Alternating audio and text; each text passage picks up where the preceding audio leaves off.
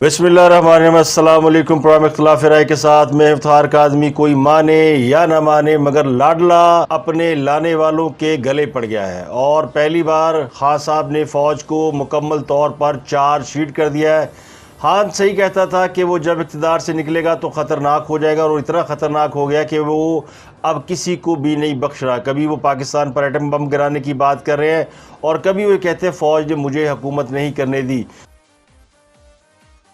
तो कल खान साहब ने सहाफ़ियों से मुलाकात की, उन्हीं सहाफ़ियों से जो कि उनके खामख्याल या उनके हमायती मीडिया ग्रुप से ताल्लुक़ रखते हैं, उनको ही उन्होंने इंटरव्यू दिया और उस इंटरव्यू में उन्होंने कोई 12 निकात पर मुश्तमिल एक चार्जशीट पेश की। वो चार्जशीट आपकी खिदमत में पेश करते हैं और फिर उसके एक एक नुक्ते पर बात भी करते हैं कि खान साहब इतना कुछ कह रहे हैं।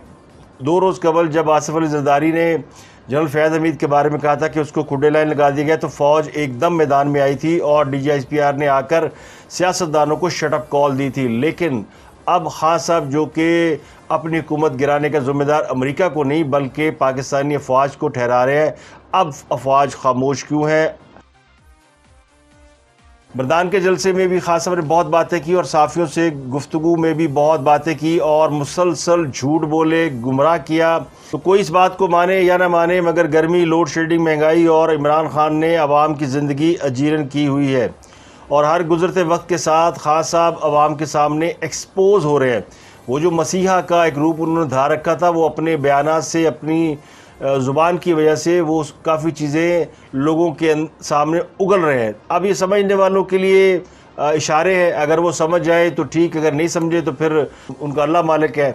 अगर गौर किया जाए तो तब्दीली से शुरू होने वाली जो तहरीक थी वो नया पाकिस्तान, रियासत मदीना, चाइना, इंडोनेशिया और महातीर जैसा निज़ाम लाने की ख्वाहिश रखने वाली, और अब ख़त लहराते लहराते सबको अमरीकी साजिश और हम कोई ग़ुलाम है और हकीकी आज़ादी पर आवाम को लगा दिया गया और बात अब उससे कुछ ज़्यादा आगे निकल गई है। अब बराह रास्त उन्होंने ये ठान लिया, अब उन्हें पता चल गया कि अब उन्हें वो जो उन्होंने ऐलान कर रखा है जी कि वो धरना देंगे, 20 लाख लोग बुलाएंगे, तो ये सारी चीज़ें उन्हें करनी पड़ेंगी। तो अब वो गुस्से से पागल हो गए। तो कहने वाले कहते हैं बल्कि वो सहाफ़ी जो उनसे मुलाकात करने गए थे उनमें से बाद लोगों ने ये तासुर दिया है कि खान साहब का ज़हनी तवाज़ुन ठीक नहीं है और वो फ्रस्ट्रेटेड हैं और वो उसे गुस्सा कह लें, उसे फ्रस्ट्रेशन कह लें, उसे इंतकाम कह लें, कुछ भी कह लें, लेकिन उन्होंने सहाफ़ियों के सामने भड़ास निकाली। तो उनके एक एक पॉइंट को डिस्कस करेंगे। लंदन में मुस्लिम लीग नून की क़यादत मौजूद है और अभी तक मुस्लिम लीग नून की क़यादत की जानिब से कुछ बातों के ऊपर इजहार ख्याल तो किया गया है, लेकिन जिस प्रेस कॉन्फ्रेंस का इंतज़ार है उसके बारे में कहने वाले कहते हैं कि वो अगले 48 घंटों में यानी पीर के रोज़ मुमकिन है कि हुकूमत कुछ अहम फ़ैसलों का ऐलान करे। लेकिन उससे पहले एक अहम मसला दरपेश है कि पेट्रोलियम मसनूआत की कीमतें बढ़ाई जाएंगी या नहीं बढ़ाई जाएंगी, क्योंकि 15 तारीख को पेट्रोलियम मसनूआत की कीमतों में के हवाले से इजलास होता है और कीमतों के हवाले से ये बताया जाता है कि बढ़ेंगी या नहीं बढ़ेंगी। 18 मई को पाकिस्तान ने IMF से भी मुज़ाकरात करने हैं दोहा में और उससे पहले पेट्रोलियम मसनूआत की कीमतें स्टेबल रहेंगी या बढ़ाई जाएंगी, इसके ऊपर बात हो रही है। एक बहुत बड़े इकोनॉमिस्ट शबर जैदी जो कि FBR में भी रहे हैं और पिछली हुकूमत के क्या वो बड़ा ब्रेन मास्टर समझे जाते थे, उन्होंने 6 महीने पहले ये कहा था कि मुल्क दिवालिया हो चुका है, तो कोई नहीं मानता था। आज मईशत को देखकर उन्होंने दोबारा ये स्टेटमेंट दिया है कि मैंने कहा था कि मुल्क दिवालिया है, लोग नहीं मानते थे और अब उसकी हकीकत खुलकर सामने आ चुकी है।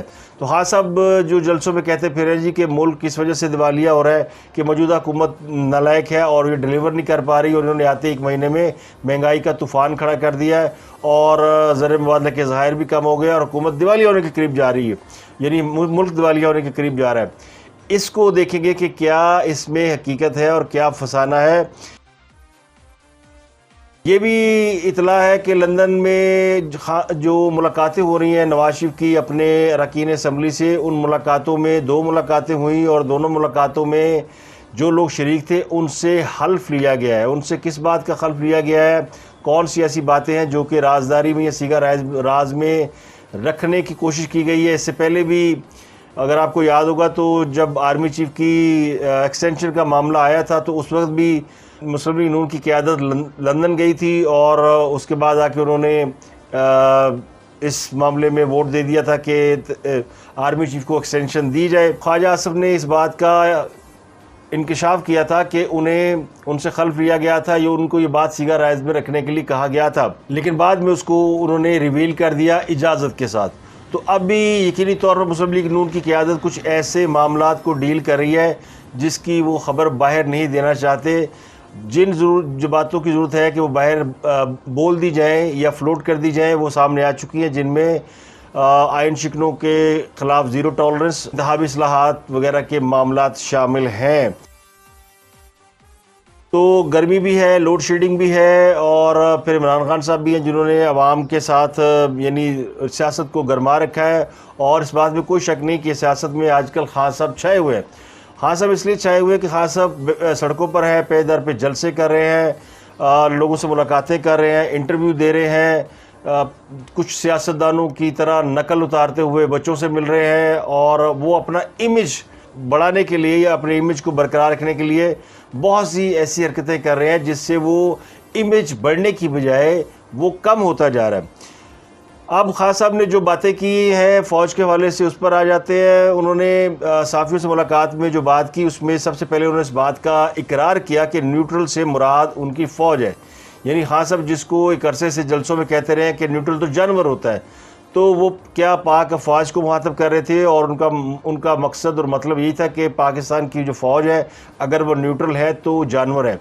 अब इससे ज़रा सख्त बात नहीं कही जा सकती और ना इसको टॉलरेट किया जा सकता है। इस पर फ़ौज का रिएक्शन अगर नहीं आता और ख़ामोशी रहती है तो इस पर और ज़्यादा सवाल उठेंगे। और वो सवाल ये कि क्या इस्टेब्लिशमेंट जानबूझकर खामोश है या वो खान साहब को मौका दे रहा है। खान साहब की गालियों के जवाब में खामोशी और जरदारी की एक बात पर हंगामा, गुस्सा, नाराज़गी, शटअप कॉल, जबकि खान मुसलसल फ़ौज पर इल्ज़ाम लगा रहा है और इस्टेब्लिशमेंट इन इल्ज़ामात पर खामोश है। जिस तरह के इल्ज़ामात कल खान साहब ने सहाफ़ियों से मुलाकात में लगाए हैं वो बाकायदा एक चार्ज शीट है।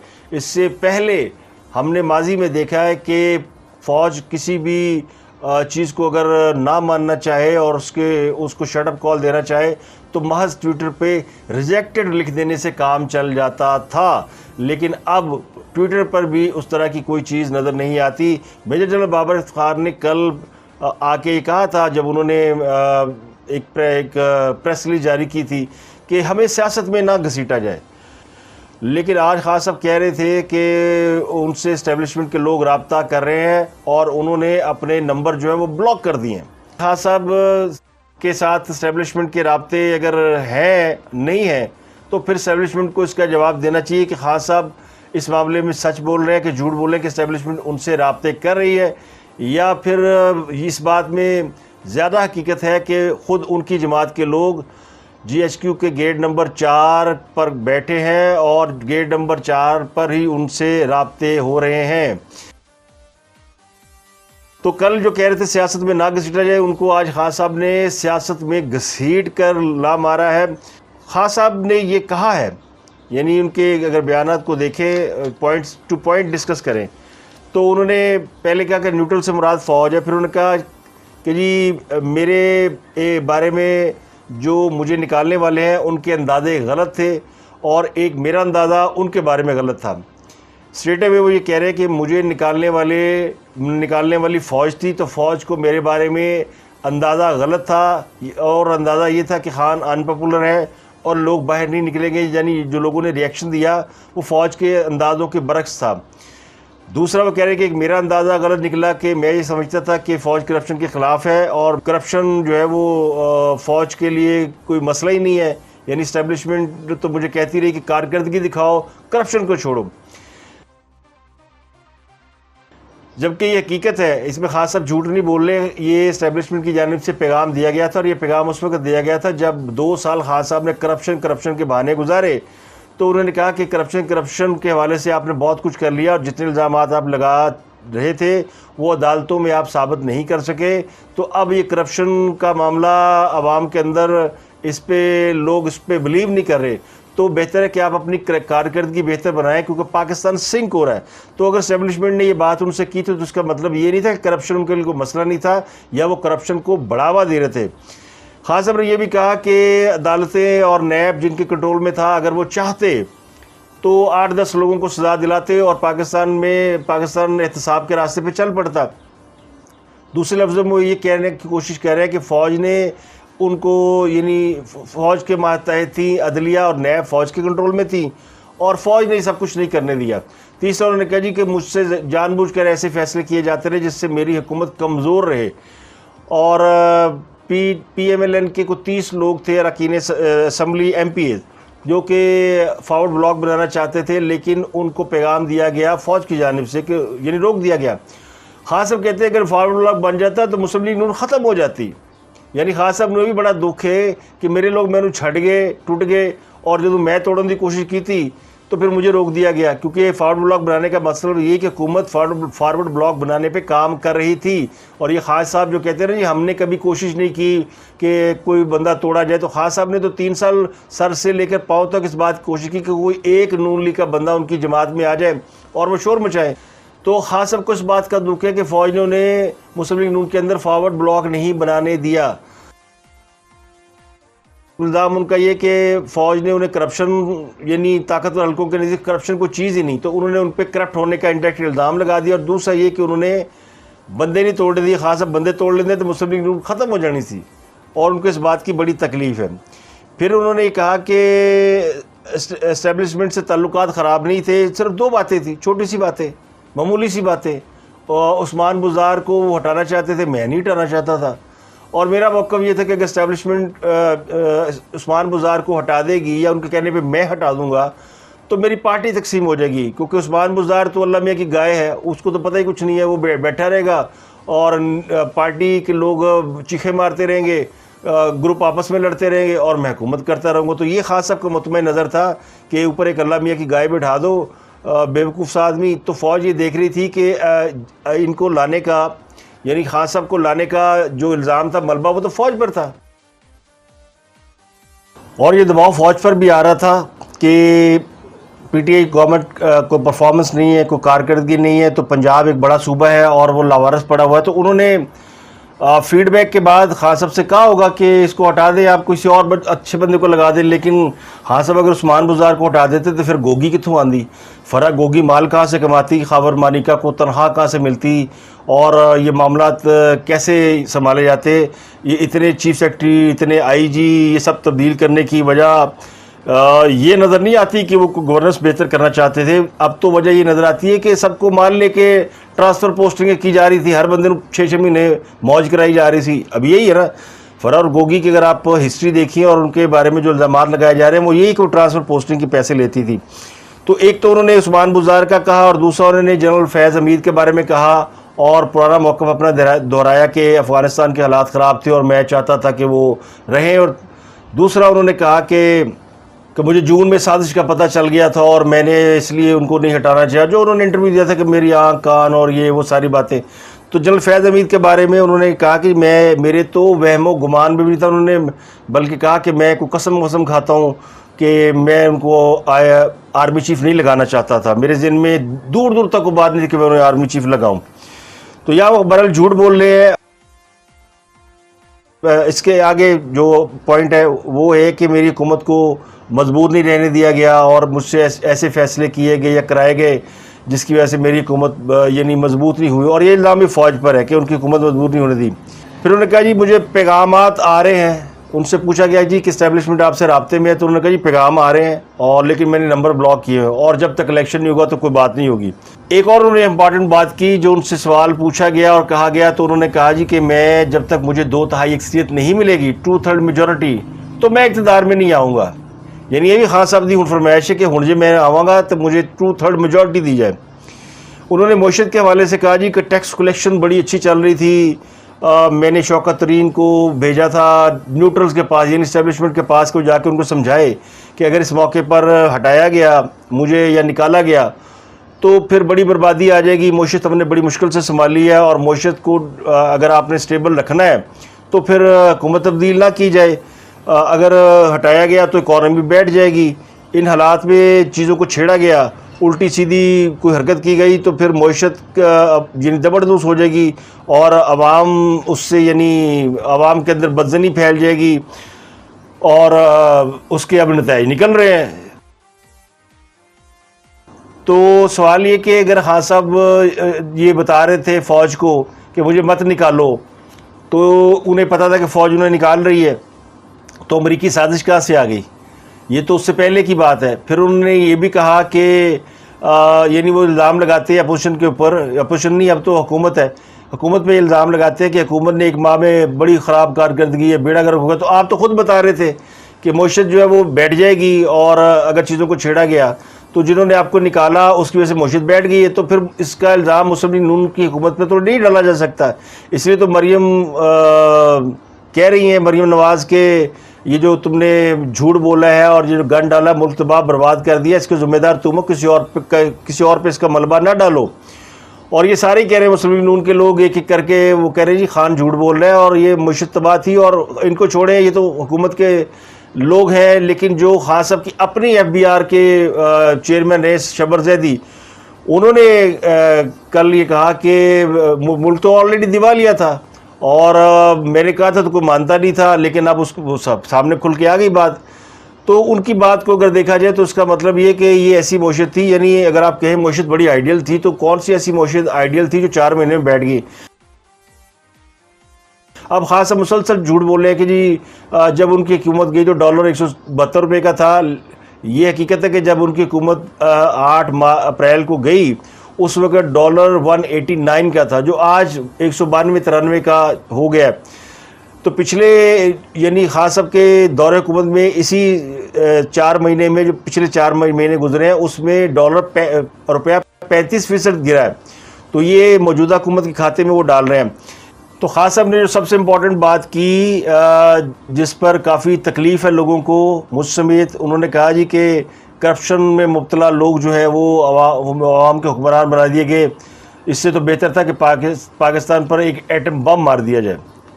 यानी ये बात जो कभी हमारे दुश्मनों ने की, पाकिस्तान के बदतरीन बदखाओं और पाकिस्तान का बुरा सोचने वालों ने भी कभी नहीं कहा कि पाकिस्तान पर एटम बम मार दिया जाए। इंडिया हमारा अज़ली दुश्मन है, उन्होंने कभी नहीं कहा कि पाकिस्तान पर एटम बम मार दें और उसको तबाह कर दें, सफ़ा हिस्से से मिटा दें। अमेरिका जिस पे आप साजिश के इल्ज़ाम लगाते हैं, उन्होंने कभी नहीं कहा। तो पाकिस्तान के दोस्त दुश्मन किसी ने कभी नहीं कहा। तो खान साहब पाकिस्तान के अवाम पर बम मारने के लिए तैयार है, यानी ये उनके मुखालिफिन को हुकूमत न दी जाए, अगर दी गई है तो फिर पाकिस्तान पर एटम बम मार दिया जाए। तो ये किसको कह रहे हैं एटम बम मारने के लिए? ये वो शख्स है जो पाकिस्तान का वज़ीर-ए-आज़म रहा है और ऐसा बदबख्त शख्स है जिसका इक़्तिदार चला गया और वो इक़्तिदार जाने के गम में पाकिस्तान का दुश्मन बन गया। तो पाकिस्तान पर एटम बम मारने की बात तो कोई दुश्मन भी नहीं करता। तो इनको हीरो समझ के अवाम ने सर पर बिठा रखा है और वो इक़्तिदार की हवस में पाकिस्तान पर एटम बम मारने की बात कर रहे हैं। अभी यौम तकबीर है और पाकिस्तान को जब एटमी हुकूमत बनाया गया था तो पूरे पाकिस्तान ने इसकी खुशियाँ मनाई थी। तो जिन लोगों ने पाकिस्तान को एटमी हुकूमत बनाया उन्हीं की हुकूमत है और उनके बारे में ही कह रहे हैं कि एटम बम पाकिस्तान में मार दिया जाए। तो कहने वाले कहते हैं कि अगर एक छोटा पाव वाला बम बनी गला पे मारा होता तो आज पाकिस्तान की आवाम उस अजियत से ना गुजरती जिस अजियत से गुजर रही है, और ये उनकी बातें सुन रही है। अब इस पर जो सवालात खड़े हो रहे हैं, खान साहब की मैंने सारी बातें आपको बता दी, लेकिन जो सवाल खड़े हो रहे हैं वो सवाल ये है कि खान साहब को इस बात की इजाज़त कितनी देर तक मिली रहेगी कि वो सबको गालियाँ निकालें, सबको बुरा भला कहें और वो खुले फिरते रहे। हुकूमत उनको अगर नहीं पकड़ सकती या किसी और का इरादा नहीं उन्हें गिरफ़्तार करने का, तो फिर जो जिस तरह पाकिस्तान की असास के ऊपर अटैक कर रहे हैं, कल को फिर लोग समझेंगे कि जी कि ये अनलिमिटेड है। तो न्यूट्रल या तो बहुत ही ज़्यादा न्यूट्रल हो गए हैं और वो इस बात को खातिर में नहीं ला रहे। अगर कोई पाकिस्तान का बड़ा सियासतदान और एक बड़ी सियासी जमात जो पिछले 4 साल हुकूमत में रही, उसका सरबराह अब भी इस किस्म की बातें करता रहेगा तो मईशत तो कभी ठीक नहीं होगी। मईशत क्या, हर चीज़ तबाह हो जाएगी। तो उन्हें किसी को कुछ ना कोई कंट्रोल करना चाहिए, किसी न किसी को उनके साथ बात करके इन चीज़ों को पकड़ना चाहिए। और वो जिस तरह पाकिस्तान की इकानमी के ऊपर अटैक कर रहे हैं, मईशत को तबाह बर्बाद कर रहे हैं, पाकिस्तान की असास के ऊपर हमले कर रहे हैं, तो दावे वो कर रहे हैं कि इस्टेब्लिशमेंट उनसे राब्ते में, तो फिर जो लोग राब्ते में हैं वो फिर उनके साथ मुकम्मल तौर पर राब्ते में आ जाएं। ये न्यूट्रल वाला खेल वाकई ना खेलें, क्योंकि इस वक्त या तो ज़रूरत है कि पाकिस्तान को स्टेबल किया जाए, या फिर ये ज़रूरत है कि खान साहब को फिर पाकिस्तान दे दिया जाए, पाकिस्तान वो चला ले और बाकी फिर कहीं और चले जाए। क्योंकि जिस तरह का पाकिस्तान वो चाहते हैं उस तरह का पाकिस्तान तो पाकिस्तान के लोग नहीं चाहते। और जितनी बातें उन्होंने की हैं वो पाकिस्तान के हवाले से और मेरे और आपके हवाले से, मेरे और आपके फ्यूचर के हवाले से की हैं, उन पर हमें एतराज़ और शदीद किस्म का एतराज़ है। ये जालसाजी जो खान साहब जालसाजी झूठ, और वो समझते शायद ये कि फ़ौज में चंद लोग उनके ख़िलाफ़ है और बाकी फ़ौज उनके साथ है, इसलिए वो दबाव बढ़ा रहे हैं। पिछले चंद जुल्सों में उन्होंने इनडायरेक्ट कोशिश की थी कि उनको अटैक करें और फिर उनके कुछ लोगों के ज़रिए उन्होंने अटैक कराए, लेकिन अब वो समझ रहे हैं कि ये दबाव काम नहीं आ रहा, तो उन्होंने डायरेक्ट अटैक शुरू कर दिए हैं। तो फ़ौज को उन्होंने जिस तरह बराह रास्त चार्ज शीट किया है, अगर फ़ौज इस पर खामोश रही तो फिर खान साहब के अलावा और भी ज़ुबानें खुलेंगी, लेकिन और ज़ुबानों के लिए तो फौरी शटअप कॉल है, लेकिन खान साहब को 7 खून माफ़ है। तो इसीलिए कहते हैं लोग कि क्या वो अब भी लाडले हैं और अब भी उनकी गालियों के जवाब में खामोशी रहेगी। अगर आप मईशत को देखें और चीज़ों को देखें तो पाकिस्तान की तारीख में अप्रैल के महीने में रिकॉर्ड ज़र मुआवना भेजा गया। ये तो अब सबको पता चल गया कि पाकिस्तान में $3 अरब पिछले महीने आए हैं, और ये पाकिस्तान की तारीख में एक महीने में भेजे जाने वाला सबसे ज़्यादा ज़र मुआवजा है। तो ओवरसीज़ पाकिस्तानी तो पाकिस्तान के ऊपर डॉलरों की बारिश कर रहे हैं, लेकिन इमरान खान जिस तरह फायरिंग कर रहे हैं, जिस तरह उनकी ज़ुबान चल रही है, जिस तरह की बातें कर रहे हैं, जिस तरह वो लोगों को सड़कों पर ला रहे हैं, उससे मईशत के ठीक होने के चांसेस बिल्कुल कम हैं। और वो अटैक इसीलिए कर रहे हैं कि वो पाकिस्तान की मईशत को इसी हालत में रखे। अगर वो पाकिस्तान के ज़रा से भी खैर खा हो तो फिर उनको मईशत को स्टेबल होने देना चाहिए और आइंदा इलेक्शन का वेट करना चाहिए, लेकिन वो नहीं कर रहे। अब आ जाते हैं मुस्लिम लीग नून जो लंदन में कर रही है। अभी तक मुस्लिम लीग नून की तरफ से कोई बहुत बड़ा एलामिया या ऐलान सामने नहीं आ सका। कुछ बातें सामने आई, लेकिन उसमें जो इम्पोर्टेंट बात सामने आई है वो ये आई कि राजदारी और खल्फ राजदारी की बातें की जा रही हैं। कुछ ऐसी चीज़ें मुस्लिम लीग नून की मरकज़ी क़यादत ने तय की हैं जिनको वो अभी सीगा राज में रखेंगे। उनकी पॉलिटिकल हकीकत अमली है, और कहने वाले कहते हैं कि इसके लिए बाकायदा ओथ लिए गए हैं कि कोई गलबार ना जाए। तो ऐसी कौन सी ख़ास बात है जिसके बारे में ओथ लिए गए हैं और गलबार नहीं जानी चाहिए? तो अब इसका ख्वाजा आसफ ने कहा जी कि अगले 48 घंटों में हम बहुत सी बातें जो फ़ैसले करेंगे वो हम आपको बता देंगे। तो खान साहब अटैक कर रहे हैं और हुकूमत भी अभी तक जो है ना वो खुलकर सामने नहीं आ रही, और खान सियासत पर छाया हुआ है। अब सीनियर सियासतदान ये कह रहे हैं कि इनको गिरफ़्तार किया जाए, जबकि बहुत से लोग कहते हैं जी उनको गिरफ़्तार ना किया जाए। यानी खान साहब की गिरफ़्तारी के हवाले से भी सवाल हो रहे हैं ना। तो बहुत से लोग कह रहे हैं जी इनको पकड़ें, इनको अंदर करें, ताकि इनकी जो बातें हैं वो आवाम को ज़हन को परेशान ना करें।